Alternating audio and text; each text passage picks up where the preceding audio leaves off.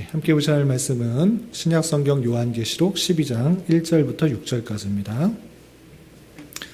오늘 요한계시록의 마지막 공부 시간이 될 수 있는데 오늘 12장 1절부터 6절까지 읽고 난 후에 우리 사탄의 활동과 그 최후가 어떻게 되는지 전체 요한계시록의 내용을 중점으로 살펴보는 시간 갖도록 하겠습니다.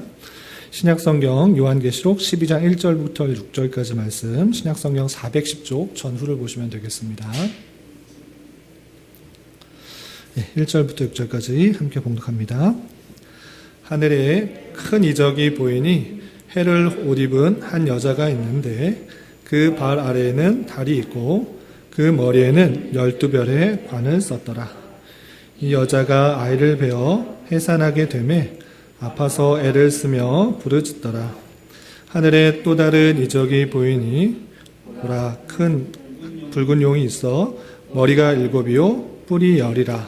그 여러 머리에 7 왕관이 있는데 그 꼬리가 하늘의 별 3분의 1을 끌어다가 땅에 던지더라. 용이 해산하려는 여자 앞에서 그가 해산하면 그 아이를 삼키고자 하더니 여자가 아들을 낳으니 이는 장차 철장으로 만국을 다스릴 남자라. 그 아이를 하나님 앞과 그 보좌 앞으로 올려가더라. 그 여자가 광야로 도망하며 거기서 1260일 동안 그를 양육하기 위하여 하나님께서 예비하신 곳에 있더라. 아멘. 잘 오셨습니다. 오랜만에 오신 분도 있고, 드디어 요한계시록의 마지막 공부 시간이 되었습니다. 몇 달 걸린 것 같아요. 요한계시록이 쉽지 않기 때문에 여러 달 동안 요한계시록을 했는데, 요한계시록을 통해서 제일 먼저 알아야 될 것은 너무 어려운 성경이라서 멀리 하는 것이 아니라 하나님께서 읽고 배우고 익혀서 순종하도록 주신 위로의 책이기 때문에 잘 이해하는 것이 필요했습니다. 그래서 좀 어렵지만 하나하나 내용의 구조와 또 상징 여러 가지 것들 하면서 배워왔던 것입니다. 우리는 이제 마지막 그 시간으로 사탄의 활동 그리고 그 최후 그것을 살펴보려고 합니다. 우리 지난 시간에 혹시 뭐 했는지 기억나시나요? 우리 시호 지난 시간에 혹시 뭐 했는지 기억나요? 천상의 예배에 대해서 배웠죠. 하늘에서 어떤 예배가 드려지는가 배웠는데 오늘은 마지막에 요거를 안 하고 끝내기가 좀 아쉬워서 이 사탄이 어떻게 활동하는지 이 세상을 삶을 살아가는데 잊지 말아야 될 것이 있는데 그것 중에 하나가 사탄, 영적인 세계가 어떻게 이루어져 있는가, 어떤 활동을 하는가, 사탄이 우리를 어떻게 공격하고 이 세상을 어떻게 움직이는가, 그리고 그의 끝말은 어떻게 되는가, 종결은 어떻게 되는가, 그것이 성경에 분명히 나와 있기 때문에 그것을 알고 이 세상을 살아가는 것과 그렇지 않은 것과 완전히 천지 차이가 있을 수 있습니다. 그래서 우리의 대적이라고 할 수 있는 이 사탄의 공격들이 어떤지 그것을 살펴보고 우리가 어떻게 이 땅을 살아가는지 교훈받는 시간이 되었으면 좋겠습니다. 제가 말씀을 준비하다 보니까 이것을 한 시간에 과연 할 수 있을까, 진도를 막 빼면 뺄 수도 있을 것 같은데 너무 또 빨리 하다가 이해를 못하고 넘어갈 수도 있을 것 같아서 이해가 되는지 안 되는지 표현을 해주시면 제가 넘어갈 수가 있고, 이거 진도 빼는 게 중요한 게 아니고 여러분들이 잘 이해하고 넘어가는 게 중요하니까 잘 이해가 되고 있으면 이렇게 살짝 이렇게 이해하고 있다라는 표현을 해주시면 좋겠고, 잘 모르겠으면 고개를 이렇게 약간 이렇게 이 무슨 뜻인가 이렇게 얘기해 주시면 이해가 안 됐구나라고 이해하고 조금 더 이렇게 부가 설명을 하는 식으로 진행을 하겠습니다. 하여튼 이번 시간에 끝내면 제일 좋고, 잘 설명을 해서 끝내면 좋고, 아니면 뭐 또 다음 주에 한 번 더 해도 되니까 잘 집중해서 들어주시기 바랍니다. 첫 번째, 사탄의 활동과 그 최후의 모습을 살펴볼 때 이 사탄이 지금 어떻게 이 땅에 와서 활동을 하는가, 그것을 알아야 되는데 그것이 요한계시록에 나타났다는 것입니다. 12장에서 보면 1절부터 6절까지 사탄이 어떤 식으로 이 땅에 교회를 핍박하는지, 그리고 하늘에서의 모습, 땅에서의 모습, 어떤 식으로 나타나는지 그것을 12장에 잘 표현해 주고 있습니다. 우선 1절부터 6절까지는 그 사탄이 교회를 어떻게 회방하고 있는지를 상징적으로 이렇게 표현하고 있습니다. 우선 1절, 2절 말씀 읽어봤지만 다시 한번 읽어보겠습니다. 시작. 하늘에 큰 이적이 보이니 해를 옷 입은 한 여자가 있는데 그 발 아래는 달이 있고 그 머리에는 12별의 관을 썼더라. 이 여자가 아이를 베어 해산하게 되매 아파서 애를 쓰며 부르짖더라. 예, 여기서 보면 한 여자가 나옵니다. 한 여자가 나오는데 아이를 베어서 해산하게 되어서 부르짖는 그런 산고의 여인이 나옵니다. 이 산고의 여인이라고 했을 때 우리 앞서서 계속적으로 살펴봤는데 요한계시록의 특징 중에 하나가 뭐였죠? 특징 중에 많은 것들이 상징으로 표현되어 있다는 것입니다. 그래서 아이를 베어서 아이를 낳으려는 그 여인이 누구인가, 이것이 실제 아이를 뵌 여인이 낳는 모습을 생각하는 것이 아니라 또 해를 옷 입은 그런 여자를 생각하는 것이 아니라 이것이 상징하는 것이 무엇인가를 잘 생각해야 되는데, 우리 지난번에 상징에 대해서 숫자도 상징, 또 물건도 상징, 또 여러 가지 물체도 상징, 세 개의 상징들 다 있는데 여기서 해를 옷 입은 여인이 상징하는 게 혹시 뭐였는지 기억나세요? 예, 교회. 예, 교회였습니다. 예, 교회를 뜻하는 것입니다. 그래서 해를 옷 입었다라는 것은 하나님의 영광을 입은 그 아름다운 모습을 뜻하는 것이고, 발 아래 달이 있다라는 것은 그 교회로부터 모든 것들이 통치되는, 하나님의 피조 세계가 통치되는 모습을 보여주고, 12별의 관을 썼다. 12이라는 숫자가 무슨 숫자죠? 예, 12집 하나님의 그 충만한 수를 뜻하는 것입니다. 근데 별이 뜻하는 것이 뭐였죠? 요한계시록 1장에 나왔는데 별과 촛대에 대해 설명했는데, 별은 7별은 7교회요. 7촛대는 그의 사자다. 이런 표현이 있었습니다. 그래서 12별이라는 것은 다른 것을 또 실제 12개의 별 뭐 이렇게 찾는 것이 아니라 하나님의 택하신 백성의 교회, 그 전체를 뜻하는 것입니다. 그래서 여자가 뜻하는 것은 여기서 하나님의 택하신 백성 전체의 수인 그 교회를 뜻하는 것이다 라고 했던 것입니다. 그런데 그 교회가 아이를 베어서 해산하게 될 때 이 아이가 뜻하는 것이 무엇일까요? 뒤에 나오겠지만 이 교회가 계속적으로 그 아이가 탄생하는 게 중요합니다. 그것은 무엇이냐면 창세기부터 계속적으로 이어나오는 메시아를 그의 자손을 통해서, 교회를 통해서, 그의 백성을 통해서 나올 것들을 알려주고 있는 것입니다. 그래서 교회를 통해서 이 구세주가, 메시아가 나타날 때를 정말 표현하는 것입니다. 힘들게 그 교회가 지내오면서 아이가 낳을 때를, 메시아를 낳을 때가 됐다라는 것입니다. 그런데 그 사이에 어떤 일이 있는가? 3절, 4절 다시 한번 읽어보겠습니다. 시작. 하늘에 또 다른 이적이 보이니 보라, 한 큰 붉은 용이 있어 머리가 7이요 뿔이 10이라. 그 여러 머리에 7 왕관이 있는데 그 꼬리가 하늘의 별 3분의 1을 끌어다가 땅에 던지더라. 용이 해산하려는 여자 앞에서 그가 해산하면 그 아이를 삼키고자 하더니, 한 여인을 해산하려고 하는 여인이 있었습니다. 근데 아이를 막 낳으려고 하는데 그냥 낳던 것이 아니고 또 하나의 이상이 보이는데 큰 붉은 용이 있다고 합니다. 그 붉은 용은, 붉은 용 하면 떠오르겠지만 또 상징하고 있습니다. 머리가 7이고 뿔이 10이다. 그리고 여러 머리에 7 왕관이 있다라고 있습니다. 여기서 붉은 용이 뜻하는 것이 무엇일까요? 쉽게 눈치를 챌 수 있을 텐데, 사탄입니다. 사탄. 이 사탄이 갖고 있는 힘을 상징적으로 이렇게 표현하고 있는 것입니다. 머리가 7이다. 아주 지혜롭고 능력이 있다라는 것이고, 뿔이 10이다. 그 권세가 이 땅에 있는 것을 통해서 가득 차 있는, 사람이 볼 때 가득 찬 수는 10이지만 하나님의 보시기에 가득 찬 수는 10이다. 이거 상징하는 거 설명드렸습니다. 그리고 여러 머리에 7 왕관이 있다라고 했는데, 이 왕관이 뜻하는 게 무엇이냐? 왕관이 누가 쓰죠? 왕관?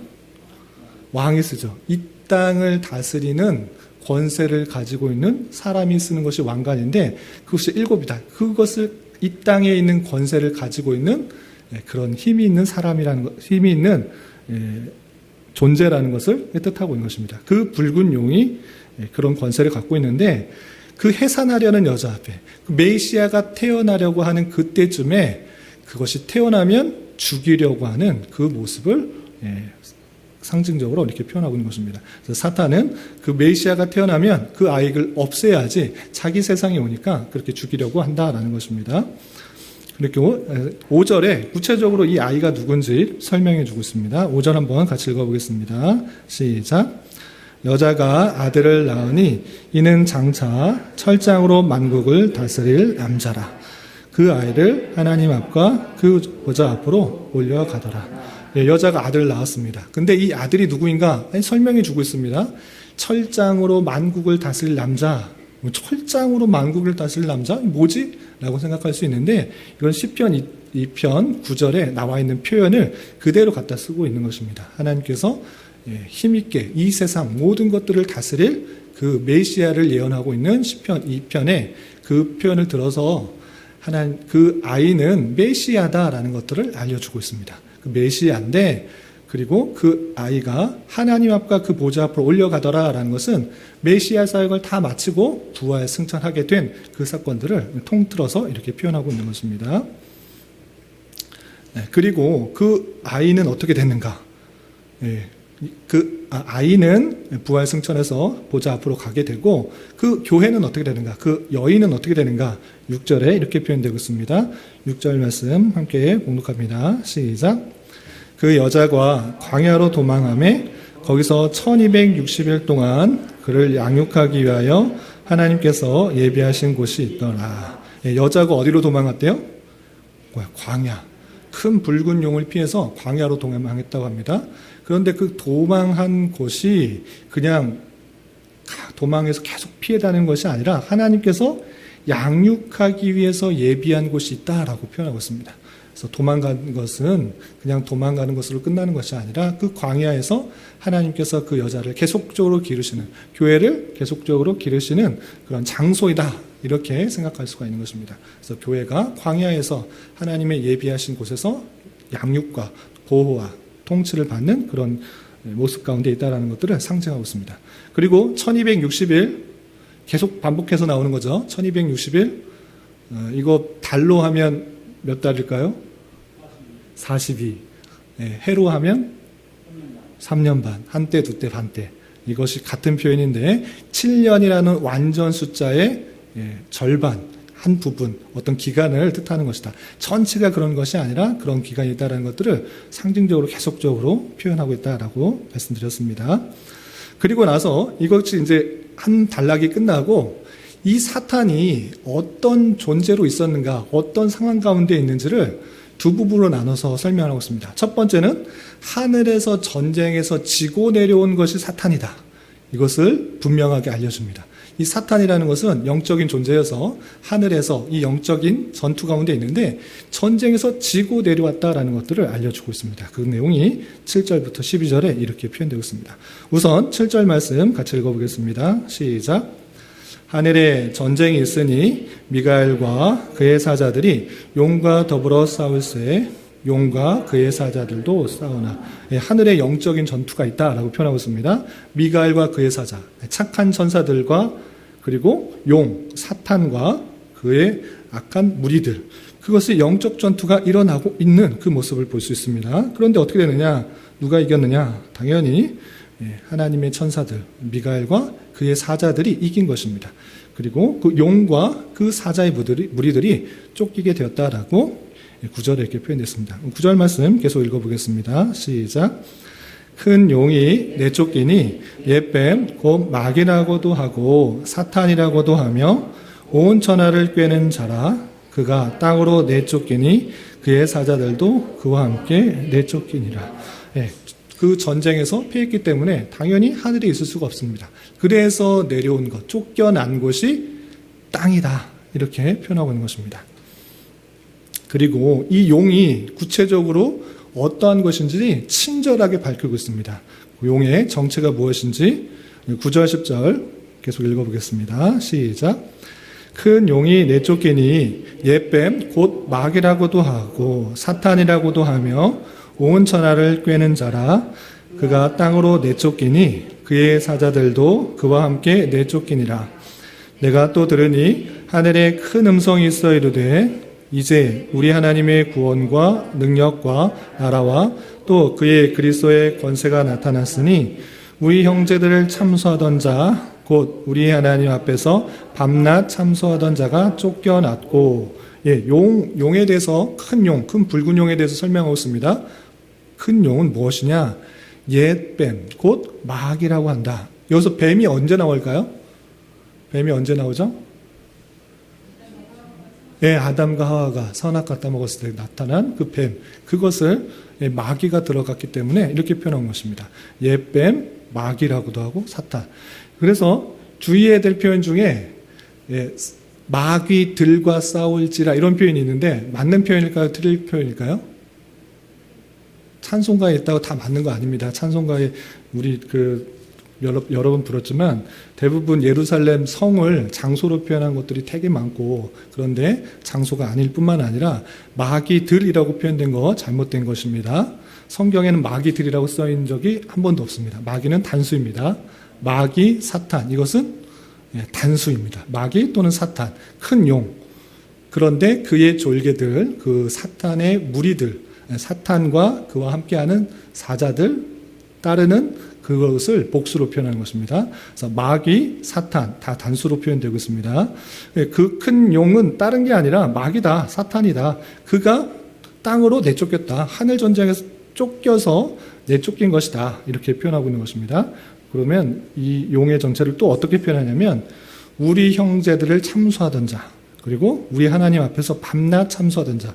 하나님 앞에 이 사탄, 마귀는 얘 이거 잘못했습니다. 얘 범죄했습니다. 계속적으로 조롱하면서 비웃으면서 고발하는 그런 특징이 있던 사람인데, 그런 영적인 존재인데 그가 쫓겨났다라는 것입니다. 그리고 이렇게 쫓겨날 때 하늘에 큰 음성이 이렇게 났다고 합니다. 우리 11절 12절 계속해서 읽어보겠습니다. 시작. 또 우리 형제들이 우리 피와 자기들이 증언하는 말씀으로써 그를 이겼으니 그들은 죽기까지 자기들의 생명을 아끼지 아니하였도다. 그러므로 하늘과 그 가운데 거하는 자들은 즐거워하라. 그러나 땅과 바다는 화했을진저 이는 마귀가 자기의 때가 얼마 남지 않은 줄을 알므로 크게 분내어 너에게 내려갔음이라 하더라. 큰 전쟁에서, 하늘에서 전쟁에서 누가 이겼다고요? 미가엘과 그의 사자들이 이겼습니다. 용과 사탄, 마귀, 그의 사자들이 져서 이제 내려온 것입니다. 쫓겨나게 된 것입니다. 그러면서 하늘에서는 즐거워하라, 기뻐하라 라고 했습니다. 그런데 땅에 있는 사람, 바다에 있는 사람, 너 화있을 거 조심해라. 왜냐?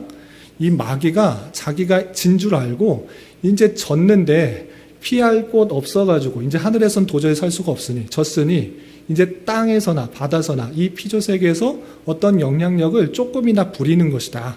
그러니까 때가 얼마 남지 않은 줄 알고, 이 사탄 마귀가 활동할 때가 얼마 남지 않은 줄 알고 크게 화를 내어 분내어서 이 땅에 있는 너희들에게 역사하고 있는 것이다 라고 표현하고 있는 것입니다. 이해가 되시나요? 여기까지 조금 이해되시면 이렇게 해주시고, 좀 모르겠으면 이렇게 끄딱끄딱 하시면 됩니다. 네. 우리 시온이는 어떤 거죠? 이거예요, 이거예요. 집중하고 있는 거죠? 네. 이제 그 땅에, 이제 하늘에서 전쟁이 이제 끝났습니다. 그 옛뱀, 마귀, 사탄이라고 하는 참수하는 자가 땅으로 쫓긴 것입니다. 이제 땅에서도 또 전쟁이 일어나고 있음을 이렇게 표현하고 있습니다. 아까 12절에 마귀가, 사탄이, 참수하는 자가 자기의 때가 이제 얼마 남지 않은 줄 알고 이 땅에서 크게 분내어서 활동하고 있는 그 모습을 표현하고 있고요.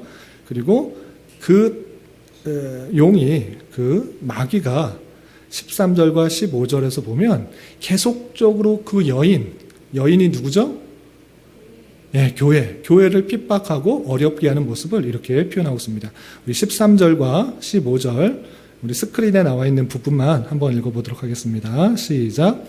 용이 자기가 땅으로 내쫓긴 것을 보고 남자를 낳은 여자를 박해하는지라. 여자의 뒤에서 뱀이 그 입으로 물을 강같이 토하여 여자를 물에 내떠내려 가게 하려 하되. 예, 이 땅에서 내려온 마귀, 사탄, 용, 큰 용, 붉은 용, 이 참수하는 자는 이 쫓긴 것에 분을 참지 못하고 남자를 낳은 여자, 누구죠? 아이를 낳은 여자, 교회를 핍박하고 박해하고 하는 것입니다. 그리고 물을 강같이 토하여서 이 여자를, 교회를 없애려고 계속적으로 핍박하고 박해하고 어렵게 하는 모습을 상징적으로 이렇게 표현하고 있습니다. 그러나 하나님께서 그 교회를 끝까지 지켜주실 것을 14절과 16절에 이렇게 표현하고 있습니다. 우리 14절, 16절 두 구절 계속해서 읽어보겠습니다. 시작. 그 여자가 큰 독수리의 두 날개를 받아 광야 자기 곳으로 날아가 거기서 그 뱀의 낯을 피하여 한 때와 두 때와 반 때를 양육받음에 땅이 여자를 도와 그 입을 벌려 용의 입에서 토한 강물을 삼키니. 예, 여기서 14절 먼저 보면 핍박하는 가운데, 박해하는 가운데 있는데 큰 독수리의 날개, 하나님의 크신 그 역사를 받아서 광야의 곳으로 날아가서 보호받는다. 그래서 뱀의 낯, 용의 낯, 그 사탄의 그 모습을 피해서 한 때, 두 때, 반 때를 양육받는다. 아까 한 때, 두 때, 반 때를 다른 표현으로 며칠이라고 그랬죠? 1260일 같은 것입니다. 한때 두때 반 때를 합히면 3년 6개월이 되는데 날로 받치면 1260일입니다. 그때를 양육받는다. 광야에서 양육받는 그 하나님의 보호하심들을 볼 수가 있습니다. 또한 땅이 물이 그 여인을 덮치려고 그렇게 시도한다고 그랬는데 땅이 여자를 도와 하나님께서 피조 세계의 여러 가지 것을 통해서 그 교회를 신실하게 지켜보호해 줄 것을 이렇게 표현하고 있는 것입니다. 땅이 여자를 도와서 그 입을 벌려서 용의 입에서 토한 강물, 그 강물을 다 삼켜버리는 하나님의 보호하심이 있다라는 것을 보여주고 있습니다. 이렇게 땅에서도 하나님께서 그 여인을 계속적으로 그 교회를 지켜줄 것을 상징적으로 계속적으로 표현하고 있습니다. 그렇다면 이렇게 이 용은, 마귀는, 사탄은, 참수하는 자는 그냥 지켜만 보고 있는가? 그것이 아니고 힘을 모아 이 마지막 때가 얼마 남지 않은 것을 알고 마지막으로 힘을 내어서 최후로 그 교회를 핍박하고 결전을 하려고 이렇게 표현하고 있습니다. 17절 말씀 같이 읽어보겠습니다. 시작.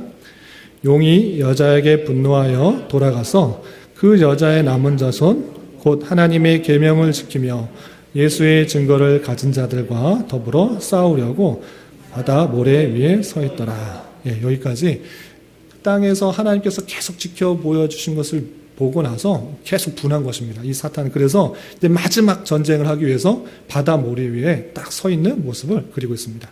그리고 이 바다 모래에 서 있을 때 이 13장으로 쭉 이어지면 두 짐승을 통해서 용의 영향을 받는 두 짐승을 통해서 그 사단이 계속적으로 이 교회를 핍박하는 그 모습을 보여주고 있습니다.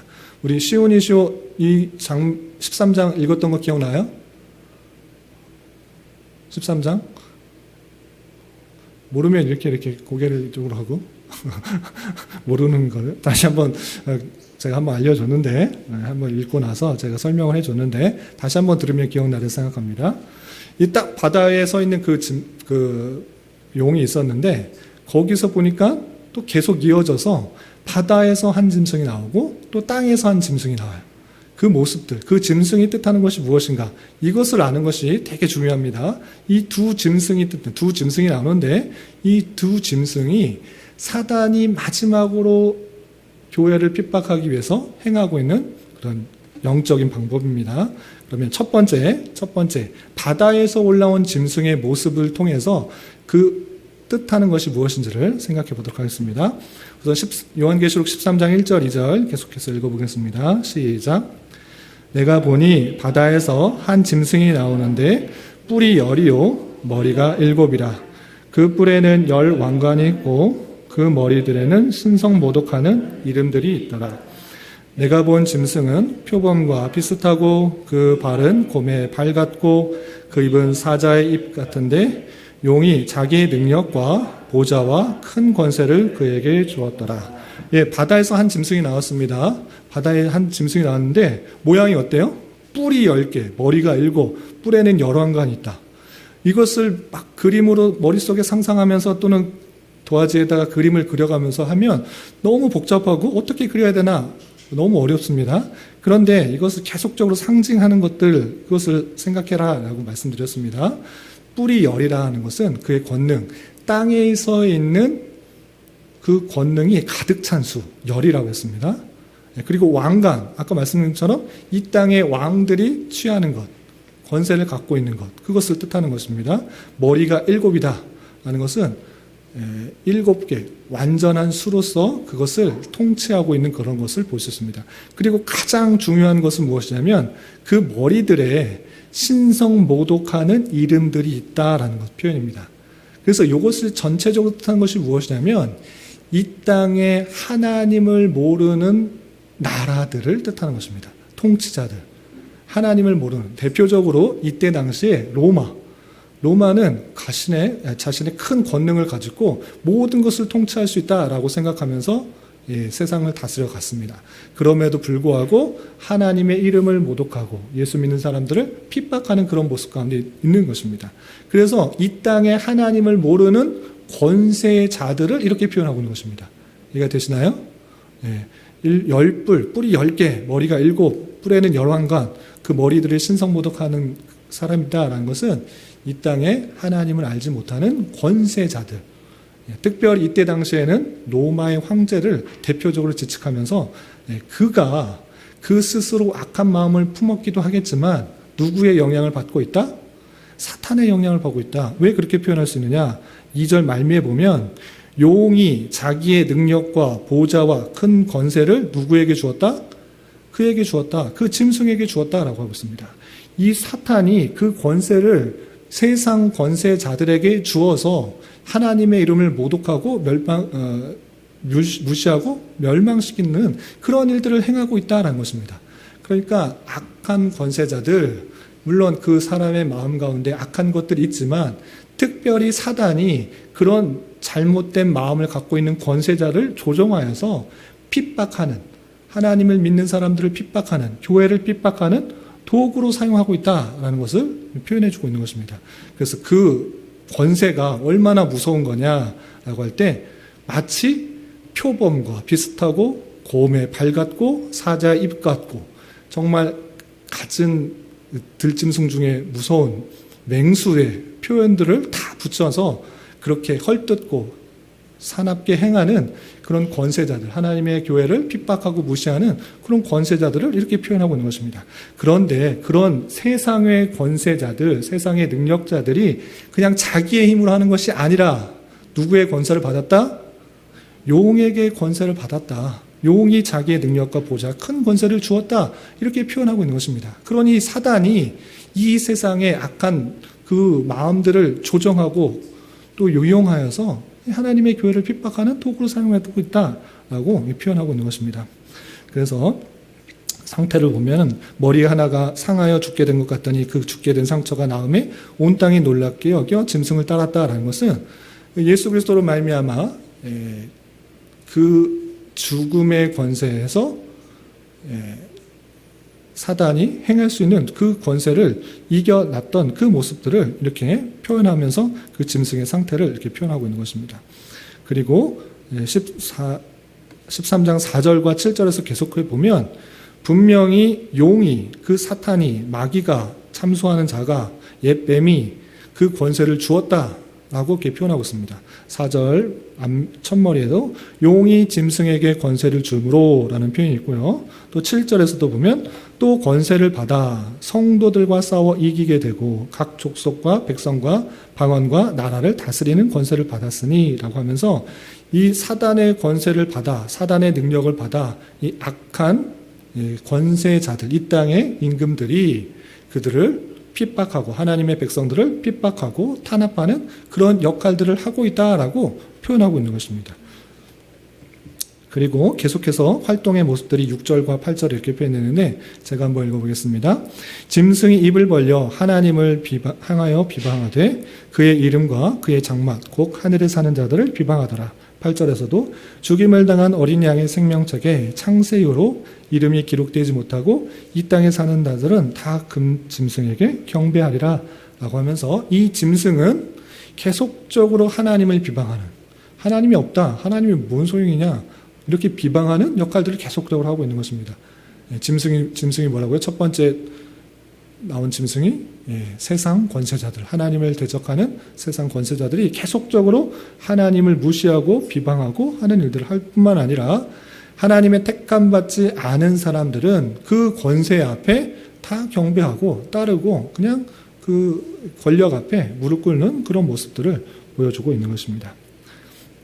그리고 여기까지가 한 짐승에 대한 이고, 두 번째 짐승, 우리 시온이 기억나요? 이제 좀 기억나는 것 같아요. 아직 잘 모르요. 한참 전이었기 때문에 작년 여름 정도였던 것 같은데, 두 번째 짐승이 있습니다. 아까는 바다에서 올라온 짐승이었죠. 요번에는 어디서나 올라온 짐승? 땅에서 올라온 짐승. 요거는 사단이 한 짐승, 이 세상 권세, 세상 권력자들을 통해서 핍박하는 하나님의 영적인 사실을 보았고, 이 두 번째는 또 다른 방법입니다. 이 사단이 어떻게 이 교회를 핍박하고 있는지 두 번째 짐승을 살펴보도록 하겠습니다. 우선 모양이 11절에 이렇게 표현되어 있습니다. 13장 11절 한번 읽어보겠습니다. 시작.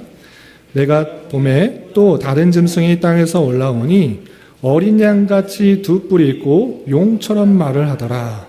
또 다른 짐승이 나타나는데 이번엔 바다가 아니라 땅입니다. 그런데 땅에서 올라온 모습을 보니 어린 양같이 두 뿔이 있고 용처럼 말을 한다라고 했습니다. 무엇을 뜻할까요? 이것은 이단. 겉모습을 볼 때는 그냥 어린 양 같은데 말하는 것은 용, 사탄, 마귀, 잘못된 말을 전하고 있는 것입니다. 그래서 하나님의 진리를 왜곡하는 적그리스도, 이단들을 통해서 계속적으로 하나님의 믿는 사람들을 회방하고 핍박하고 현혹하고 미혹하는 그런 모습을 보여주는 것입니다. 이것도 마찬가지로 12절에 보면 죽게 되었던 상처가 나은 자니라. 그건 무슨 뜻이냐면 앞에서 설명했다시피 십자가에 예수님께서 십자가에 달려 돌아가심으로 말미암아 사망 권세를 깨뜨리시고 승리한 것입니다. 그러므로 말미암아 이 사탄은 이 죽게 되었던 것인데 그 바로 죽은 것이 아니라 조금 형태가 나아진 그 모습들을 가지고 활동하고 있는 것을 이렇게 표현하고 있는 것입니다. 이것도 분명히 용이 또 다른 짐승에게 권세를 주었다라는 것을 살펴볼 수 있습니다. 13장 15절 전반절에 보면 그가 권세를 받아라고 하는 것을 통해서 이 마귀, 사탄, 참소하는 자, 옛뱀, 그 뱀이 또 다른 짐승에게 권세를 주어서 그가 활동하고 있는 것을 볼 수가 있는 것입니다. 그럼 어떤 활동을 하느냐? 이 땅에서 올라온 또 다른 짐승, 머리는 뿔이 있어 어린 양 같은데 용의 말을 하는 이 이단 같은 이 짐승이 어떤 활동을 하는가? 우리 13절부터 15절 같이 한번 읽어보겠습니다. 시작. 큰 이적을 행하되 심지어 사람들 앞에서 불이 하늘로부터 땅에 내려오게 하고 짐승 앞에서 받은 바 이적을 행함으로 땅에 거하는 자들을 미혹하며 땅에 거하는 자들에게 이르기를 칼에 상하였다가 살아난 짐승을 위하여 우상을 만들라 하더라. 그가 권세를 받아 그 짐승의 우상에게 생기를 주어 그 짐승의 우상에게 말하게 하고 또 짐승의 우상에게 경배하지 아니하는 자는 몇이든지 다 죽이게 하더라. 이 짐승의 특징은 이적을 행한다라는 것입니다. 이적, 많은 신기한 것들, 종교적인 신비한 형상들을 만들어내면서 사람들의 마음을 빼앗는, 이 미혹하는 그 모습들을 볼 수가 있는 것입니다. 예수님께서도 말세 때 일어날 때 다 자기가 그리스도다라고 하면서 이쪽 저쪽 많은 미혹들 있을 것인데 주의하라고 했는데 이 짐승이 행하는 것은 이 큰 이적을 하고 많은 이적들을 행해서 사람들을 미혹하는 일들을 하는 것입니다. 그러니까 다른 종교적인 현상들을 통해서 하나님의 사람들의 마음들을 빼앗는 그 모습들을 이렇게 표현하고 있는 것입니다. 그래서 이 사탄의 두 가지 영적인 활동을 잘 알아야 됩니다. 첫 번째는 세상 권세자들을 통하여서 이 교회를 핍박한다. 이해되시면 이렇게 고개를 조금씩 해주시고, 잘 모르겠으면 이렇게 잘 이해가 안 되는 것처럼 이렇게 해주시면 좋겠습니다. 그 두 번째 짐승에게 권세를 주어서 수많은 미혹들을 행한다. 우리 기독교만 있는 것이 아니고 기독교와 유사한 종교들도 많고 또 아예 다른 종교들도 많습니다. 그런데 기독교에만 신비한 현상이 일어나는가? 그렇지 않고 기독교와 유사한 이단들도 많은 이적들을 나타난다고 하면서 보았다, 나았다, 어떻게 됐다라고 하면서 많은 간증들을 하면서 유혹하고 미혹하고 하나님의 참된 말씀에서 벗어나게 하는 것입니다. 다른 종교에도 신비한 현상들이 많이 일어나게 되는데 그렇게 사람들의 마음들을 현혹하고 미혹하고 빼앗아가는 그 모습들을 보여주고 있는 것입니다. 이렇게 종교적 타락 그리고 세상 권세 이것을 통해서 이 사단은 우리를 하나님의 교회를 핍박하고 탄압하려고 하는 미혹하게 하는 역사가 있다라는 것입니다. 그런데 그렇게 있는 것 가운데 그것이 끝나는 것이 아니라 하나님께서는 이 세상과 사탄을 심판하시겠다 이렇게 표현하고 있습니다. 그 내용이 조금 건너뛰어서 여러 가지 이제 또 재앙의 이야기들이 또 중간중간에 나오고 17장부터 21장까지 이 세상과 사탄이 어떻게 끝마쳐지는지 이렇게 표현하고 있습니다. 특별히 이 세상을 큰 음녀 또는 바벨론 이렇게 표현하면서 그 최후에 대해서 설명하고 있는데, 그래서 17장 4절 음녀의 모습이 어떻게 되어 있는지 한번 읽어보도록 하겠습니다. 시작. 그 여자는 자주빛과 붉은빛 옷을 입고 금과 보석과 진주로 꾸미고 손에 금잔을 가졌는데 가증한 물건과 그의 음행에 더러운 것들이 가득하더라. 우리 아까 12장에서도 여인이 나오는데 이 여인하고 같은 거예요? 다른 거예요? 다른 것입니다. 아까는 옷이 어떤 옷이었습니까? 해를 옷 입었다. 발 아래 달이 있다. 12별의 면류관을 썼다. 이런 표현이 있는데 이 여자는 달라요. 어떤 여자냐? 자주빛, 붉은 옷, 금과 보석, 진주로 꾸미고 손에 금잔을 가졌다라고 표현하고 있습니다. 해, 달, 별이 아니라 금, 보석, 진주, 금잔 이렇게 표현하고 있어요. 그러니까 세상 사람들이 보기 좋아 보이는 것들을 가득 담은 여인인 것입니다. 뒤에 나오겠지만 이 여자는 음녀, 마음을 빼앗기게 하는, 사람들의 마음을 빼앗는, 눈에 보이는 좋은 것들로 마음을 빼앗는 그런 음녀로 표현되고 있는 것입니다. 그리고 이 음녀가 어떤 영향을 받고 있는가, 이것이 중요합니다. 마찬가지로 짐승의 영향을 받고 있다라는 것을 알 수 있습니다. 우리 17장 3절 같이 한번 읽어보겠습니다. 시작. 곧 성령으로 나를 데리고 광야로 가니라. 내가 보니 여자가 붉은빛 짐승을 탔는데 그 짐승의 몸에 하나님을 모독하는 이름들이 가득하고 7머리와 10뿔이 있으며, 여자가 무엇을 타고 있습니까? 붉은빛 짐승. 붉은빛 짐승이 아까 어디 나왔죠? 바다에서 나온 그 짐승의 몸에 뭐가 있었느냐? 7머리, 10뿔, 하나님을 모독하는 이름들이 가득하다라고 하는 것입니다. 이 세상 권세를 가지고 있는 그가 영향을 주는 게 무엇이냐? 이 음녀, 세상 권세들, 세상 권세자들은 이 땅에 보이는 좋은 것들, 눈에 보이기에 아름다운 것들, 따르기 좋은 것들, 이런 것들로 계속적으로 유혹하고 있는 것을 볼 수 있습니다. 그런 것들로 계속적으로 나가는 이른바 세속화되는 것, 참된 진리, 영원한 것에 관심을 두는 것이 아니라 당장의 눈에 보이는 것, 금, 은, 보화, 진주, 그런 것들로 가득하면 사람들은 그런 것을 마음 뺏기게 되는 것입니다. 세상 권세들은 그것들을 계속적으로 이용하고 또 영향력을 미쳐서 사람들의 마음을 빼앗고, 사람들의 마음만 빼는 것이 아니라 교회의 마음들을 계속적으로 이탈시키려고 하는 그 모습을 볼 수가 있는 것입니다. 이 짐승의 정체를 특별히 8절에 이렇게 먼저 밝혀주고 있습니다. 8절 같이 읽어보겠습니다. 시작. 내가 본 짐승은 전에 있었다가 지금은 없으나 장차 무적행으로부터 올라와 멸망으로 들어갈 자니 땅에 사는 자들로서 창세 이후로 그 이름이 생명책에 기록되지 못한 자들이 이전에 있었다가 지금은 없으나 장차 나올 짐승을 보고 놀랍게 여기리라. 이 짐승에 대해서 친절하게 설명해 주고 있습니다. 전에 있었다가 지금은 없으나 장차 무저갱으로 올라와 멸망으로 들어갈 자니 라는 것은 이 악한 사탄의 그 영향을 받은 모습을 볼 수 있습니다. 전에 있었다가 계속적으로 있었으나 지금은 없다라는 것은 지금은 예수 그리스도의 십자가 보혈 사건으로 말미암아 능력이 없어진 그 상태를 말하고 있는 것입니다. 그리고 그런 능력이 없지만 다시 무저갱으로부터 올라와서 최후의 발악을 하고 최후의 심판으로 멸망으로 들어갈 그 사탄과 그의 무리들을 이렇게 표현하고 있는 것입니다. 그리고 그 그 여인이 또 누군지도 밝혀주고 있습니다. 궁금해할까봐 요한계시록에 이렇게 밝혀주고 있습니다. 요한계시록 17장 18절 함께 읽어보겠습니다. 시작. 또 내가 본 그 여자는 땅의 왕들을 다스리는 큰 성이라 하더라. 땅의 왕들을 다스리는 큰 성, 여기서 바로 뒤에 나오는데 이 바벨론을 뜻하는 것입니다. 세상을 뜻하는 그 바벨론으로 말미암아 많은 성도들, 많은 사람들뿐만 아니라 성도들이 눈에 좋아 보이는 것들을 따르고 마음 빼앗고 그들을 함께 나아가는 그 모습들을 음녀다라고 칭하고 있는 것입니다. 그런데 이 음녀가 어떻게 되느냐?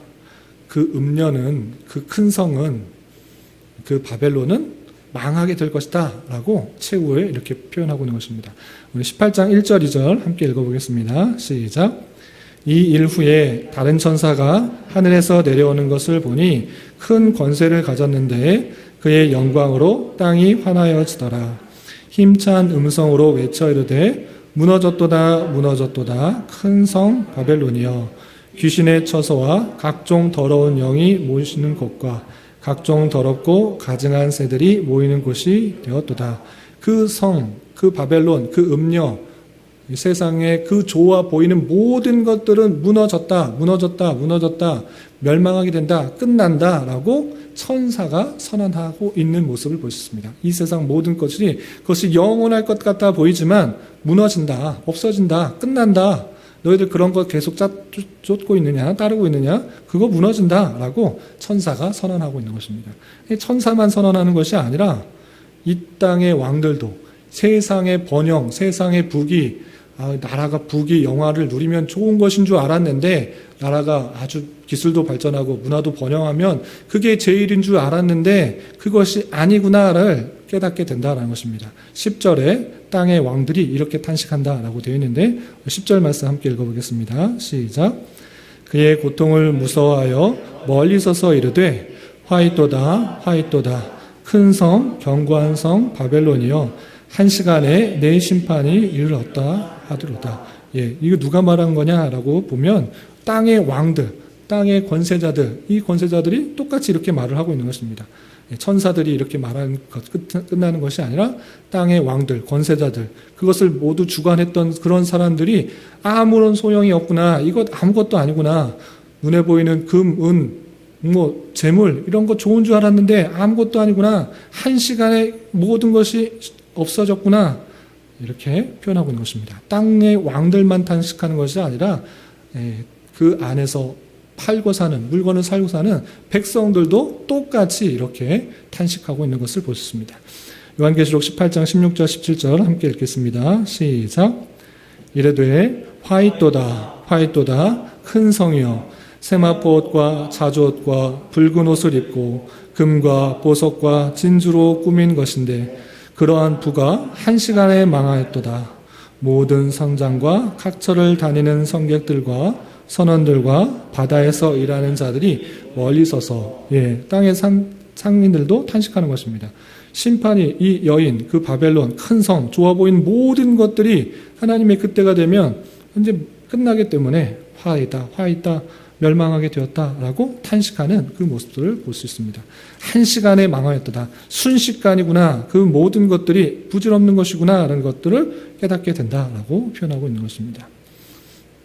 그리고 그 모든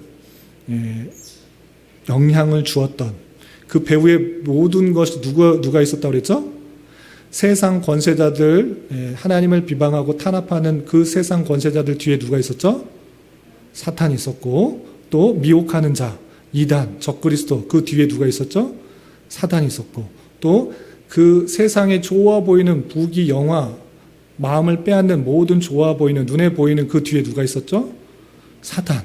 그 사단이 이제 어떻게 되는가? 다 멸망하고, 최후의 멸망하게 되는 그 모습을 최후의 전쟁의 심판으로 이렇게 표현하고 있습니다. 요한계시록 19장 19절 같이 한번 읽어보겠습니다. 시작. 또 내가 보매 그 짐승과 땅의 임금들과 그들의 군대들이 모여 그 말탄 자와 그의 군대와 더불어 전쟁을 일으키다가, 맨 마지막에 최후의 발악으로 이 사탄이 마지막 전쟁을 일으키는 것으로 성경은 분명하게 표현하고 있습니다. 요한계시록에 적어도 3번 이상 이 표현을, 전쟁을 일으키는 것을 표현하고 있습니다. 모든 힘을 끌어모아 모든 핍박과 탄압을 할 뿐만 아니라 하나님을 대적하는 그런 모습으로 표현되고 있습니다. 그것이 대표적으로 여러분들 잘 알고 있는 요한계시록 16장 16절에 보면 아마겟돈이라는 그런 전쟁을 표현하고 있습니다. 아마겟돈, 무깃도의 산이라는 그런 표현인데, 그 무깃도라는 그 전쟁에서 잘 나는 그 상징적인 언어를 통해서 최후의 아마겟돈 전쟁이 있을 것이다. 최후의 발악으로 이 사탄은 모든 하나님을 대적하는 세력들을 모아서 하나님을 대적할 뿐만 아니라 믿는 자들을 핍박하는 그 일들이 있을 것이다 라고 표현하고 있습니다. 그런데 전쟁을 일으키다가 어떻게 되는가? 그 전쟁에서 당연히 그 백마를 탄 그 자, 예수 그리스도를 이길 수 있을까요? 없을까요? 이길 수가 없는 거죠. 이 백마를 탄 자, 이 말 탄 자, 그 백마는 승리의 그 모습이고, 당연히 예수 그리스도께서 처음부터 이 하늘에서의 전쟁에서부터 졌을 때 벌써 게임은 끝난 것입니다. 그럼에도 불구하고 자기 때가 얼마 남지 않았다는 것을 알고 발악하면서 하나님의 믿는 백성들을 핍박하고 탄압하고 죽이려고 하는 최후의 전쟁을 보이지만 이길 수가 없는 것입니다. 그 최후가 어떻게 되는지 19장 20절과 21절에 이렇게 표현되어 있습니다. 함께 읽어보겠습니다. 시작.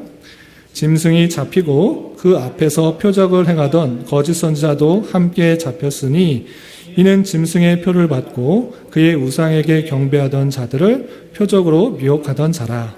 이 둘이 산채로 유황불 붙는 못에 던져지고 그 나머지는 말탄 자의 입으로부터 나오는 검의 죽음에 모든 새가 그들의 살로 배를 베풀리더라. 짐승이 잡히고 거짓을 행했던 그 거짓 선지자, 표적과 이적을 행했던 거짓 선지자들도 다 잡혔다. 다 전쟁에서 져서 잡힌 것입니다. 그럼 포로로 그냥 가만히 그냥 살았다. 이것이 아니라 그 모든 하나님을 대적하던 모든 미혹하던 자, 짐승의 표받고 절했던 하나님의 불택자들, 그 모든 사람들이 산채로 유황불 붙는 못에 던져진다. 지옥에 빠진다라고 표현하고 있습니다. 그래서 누차 강조하지만 천국은 하나님께서 다스리는 곳, 지옥은 믿지 않는 사람이 사탄의 지배를 받아 핍박받는 곳, 그거 아닙니다. 지옥에 가면 이 사탄도 똑같이 고통 가운데 있는 것입니다. 하나님을 대적했기 때문에 그 벌로서 산채로 유황불 붙는 못에 던져지는 그 모습을 살펴볼 수가 있는 것입니다. 이렇게 그 최후, 이 사탄은 예수 그리스도로 말미암아 그 백마탄 자의 그 승리로 말미암아 그 최후의 전쟁에서 승리하게 되고 그는 지옥에 가는 것으로 표현되고 있습니다. 그런데 그런 표현이 요한계시록에서도 계속 반복해서 표현되고 있다는 것입니다. 그런데 천년 왕국과 관련해서 우리가 이해를 하자면 우리가 전천연설, 후천연설, 무천연설 다 배웠는데 천년 왕국과 관련해서 이렇게 반복해서 표현하고 있는 부분을 우리 이해를 해야 될 것입니다. 한번 요한계시록 20장 7절부터 10절 말씀 함께 읽어보겠습니다. 시작.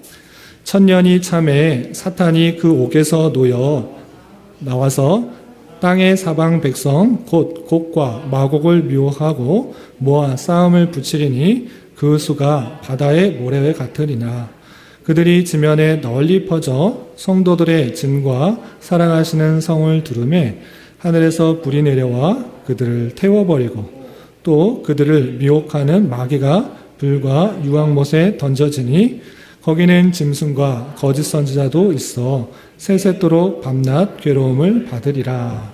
예, 그래서 천년왕국에 대해서 20장 1절부터 6절까지 나오고 그 뒤에 천년이 참의 옥에서 놓여서 최후의 전쟁 같은 또 곡과 마곡을 미혹해서 또 전쟁을 일으키는 것을 보이는데 전천년주의자들은 우리 배웠지만 문자 그대로 이해하려는 경향이 강하기 때문에 16장의 아마겟돈 전쟁도 있고 또 7년 전쟁도 있고 또 천년 왕국도 있고 그 뒤에 사탄이 풀려나와 또 곡과 마곡의 전쟁이 있고 심판받는다 이렇게 계속적으로 시간 순서대로 문자 그대로 받아들이는 경향이 있지만 무천년주의자들, 개혁주의자들의 많은 분들은 그것을 다 상징적인 것을 다르게 계속적으로 표현하고 있는 것이다 라고 표현하고 있는 것입니다. 그래서 천년이 참회라는 것을 때 이 천년이 어느 때인가 라고 할 때 예수 그리스도께서 이 땅에 오셔서 십자가에 달려 돌아가심으로 말미암아 이 사단의 모든 권세가 꺾여진 그 상태를 천년이다 라고 표현한 것입니다. 그래서 사단이 아무런 권세와 능력이 없는 무적행에 빠진 것 같은 그런 모습들이다. 그런데 그럼에도 불구하고 사탄이 그 전쟁에서 졌음에도 불구하고 이 땅에 돌아다니면서 우는 사자와 같이 잡아먹으려고 하고 세상의 권세자들과 또 미혹하는 자들을 이용해서 계속적으로 핍박과 미혹과 현혹시키지만 하나님께서 택하신 백성들을 절대 보호하신다. 광야 같은 곳에서 지켜 보호하신다. 땅이 그 토하려는 그 물들을 다 삼켜 버리신다. 그리고 최후에 그 사탄의 세력들이 아마겟돈과 같은 전쟁을 치른 것 같이 보이기도 하고 곡과 마곡을 모아서 최후의 전쟁을 보이는 것 같지만 그 모든 것들은 결국은 하나님의 심판에 떨어져서 끝나게 되기 마련이다라고 표현하고 있는 것입니다. 그래서 천년왕국에서 표현한 것처럼 그 천년이 지나서 맨 마지막에 지금 이 천년왕국입니다. 그럼에도 불구하고 사탄이 마지막 힘을 내서 마지막 불을 내어서 핍박하는 아주 강한 시기가 있을 것입니다. 그럴 때 하나님께서 심판하셔서 어떻게 하시냐? 하늘에서 불이 내려와 그들을 태워버리고 그들을 미혹하는 마귀가 불과 유황못에 던져지게 된다. 거기는 짐승과 거짓 선지자도 있어서 밤낮 괴로움을 받는 그런 심판의 모습 가운데 있을 것이다 라고 표현하고 있는 것입니다. 그래서 최후의 모습들을 그리고 영적 전투의 모습들을 곳곳에서 다양한 상징으로 표현하고 있는 반복적인 시간 순으로 나열되기보다는 반복해서 또 다양한 시각으로 표현해주고 있는 그런 부분으로 이해해야 될 것입니다. 이렇게 최후의 이 사탄은 하나님의 심판을 받아 지옥 가운데 떨어질 것이다. 유황못에 떨어지게 된다. 이것을 알고 우리는 이미 승리한 싸움 가운데 있다. 이 사실들을 잊지 말아야 됩니다. 하나님께서 그 택하신 백성을 끝까지 지켜보아신다. 한때, 두때, 반때, 1260일, 42개월을 그 광야 같은 곳에서 잘 지켜보아신다. 하나님께서 인도하시고 보아신다. 끝까지 지키시고 흰옷을 입히시고 우리 또 배웠지만 정결하고 거룩하고 순결하게 하나님의 신부로 맞이하여서 이 최후 승리한 백마탄 왕자와 그 순결한 신부와 결혼을 하여서 하나님의 최후의 혼인잔치를 이루어 하나님의 그 에덴이 회복된 곳에서 영원히 기쁨과 하나님만을 찬양하고 하나님을 배우며 하나님께 경배하는 모습으로 우리의 삶이 이어질 것이다 라는 것들로 요한계시록이 맞춰지게 됩니다. 이렇게 이것을 통해서 이때 당시 요한계시록을 쓸 당시 사도 요한과 그리고 많은 백성들이 수많은 핍박과 탄압 속에서도 힘들고 어려운 상황 가운데 있음에도 불구하고 하나님께서 모르시는 거 아니다. 하나님께서 다 아시고 지켜보아신다. 하나님께서 역사하신다라는 것들을 상징을 통해서 환상을 통해서 알려준 것을 기록했으니 부지런히 읽고 배우고 익혀서 이 땅을 힘있고 담대하게 살아갈 수 있어야 될 것입니다. 그리고 세상 권세의 핍박 그리고 미혹자들의 미혹, 유혹 그리고 세상 좋은 것들로부터의 유혹 그런 것들을 잘 지켜서 하나님께서 원하시는 순결한 신부로 살아가야 될 것입니다. 여기까지 됐는데 혹시 질문이 있으시면 질문하시고 없으시면 마치도록 하겠습니다. 우리 시온이는 집중하기가 좀 힘들었나요? 네, 여기까지 하고 여기까지 할 때 내용들은 정리가 됐고 몇 개월 동안 했기 때문에 한 2, 3개월 한 것 같아요. 한 3개월 했나? 네, 그렇기 때문에 처음에 배웠던 거 다 잊어버렸을 것 같아서 우리 성경 복습 퀴즈 하기 전에 한두 시간 정도는 복습을 하도록 하겠습니다. 처음부터 어떻게 배웠는지 복습하고 정리하고 나서 재미있게 퀴즈로 요한계시록 성경 복습 퀴즈를 하고 마치고 그 뒤에서는 우리 이 뒤에 교회사가 어떻게 진행되는지 초대교회사, 중세교회사, 현대교회사 대략적으로 저도 공부하면서 함께 공부하면서 우리 교회가 어떻게 이 세계에 펴지게 되었고 어떻게 교단이 나누게 되었고 어떻게 부패와 타락 가운데서도 하나님께서 지켜주셨는지를 개략적으로 살펴보는 시간을 갖고 다시 창세기로 돌아가도록 하겠습니다. 되셨나요? 예. 질문 없으시면 기도하고 마치겠습니다. 하나님 아버지 감사합니다. 오늘 요한계시록 마지막 시간을 통하여서 사탄이 어떻게 이 세상을 속이고 또 활동하고 또 그 최후가 어떻게 되는지에 대해서 살펴보았습니다.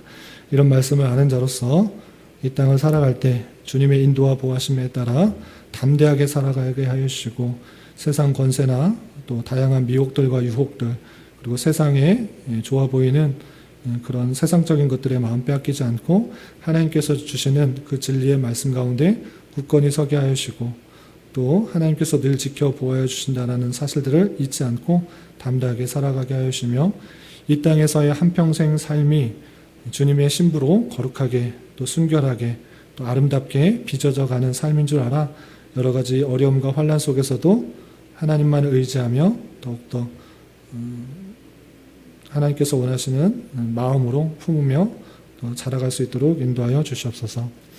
특별히 성도의 가정 가운데 또 경제적으로 또 육체적으로 또 사업적으로 가정적으로 여러 가지 아픔과 어려움이 있는 성도들이 있습니다. 주님께서 그 모든 사정을 아시오니 함께하여 주시고 위로하여 주시고 또 돕는 손길을 통하여서 하나님의 더욱더 선하심들을 또 경험케 하여 주시고 날마다 감사와 찬송이 끊이지 않는 삶이 살 수 있도록 인도하여 주시옵소서. 이 모든 말씀 예수님의 이름으로 감사히 기도드리옵나이다. 아멘.